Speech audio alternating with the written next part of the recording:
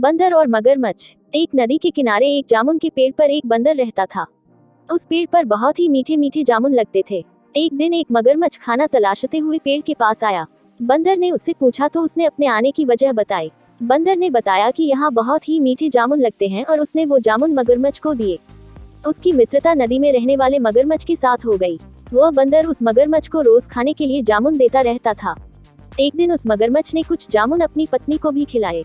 स्वादिष्ट जामुन खाने के बाद उसने यह सोचकर कि रोजाना ऐसे मीठे फल खाने वाले का दिल भी खूब मीठा होगा, उसने अपने पति से कहा कि उसे उस बंदर का दिल चाहिए और वो इसी जिद पर अड़ गई। उसने बीमारी का बहाना बनाया और कहा कि जब तक बंदर का कलेजा नहीं उसे मिलेगा वो ठीक नहीं हो पाएगी। पत्नी की जिद से मजबूर हुए मगरमच्छ ने एक चाल चली और बंदर से कहा कि उसकी भाभी उसे मिलना चाहती है। बंदर ने कहा कि वो भला नदी में कैसे जाएगा। मगरमच्छ ने उपाय सुझाया कि वह उसकी पीठ पर बैठ जाए ताकि सुरक्षित उसके घर पहुंच जाए। बंदर भी अपने मित्र की बात का भरोसा कर पेड़ से नदी में कूदा और उसकी पीठ पर सवार हो गया। जब वे नदी के बीचों बीच पहुंचे, मगरमच्छ ने सोचा कि अब बंदर को सही बात बताने में कोई हानि नहीं और उसने भेद खोल दिया कि उसकी पत्नी उसका दिल खाना चाहती है। बंदर का दिल टूट गया। उसको धक्का तो लगा, लेकिन उसने अपना धैर्य नहीं खोया।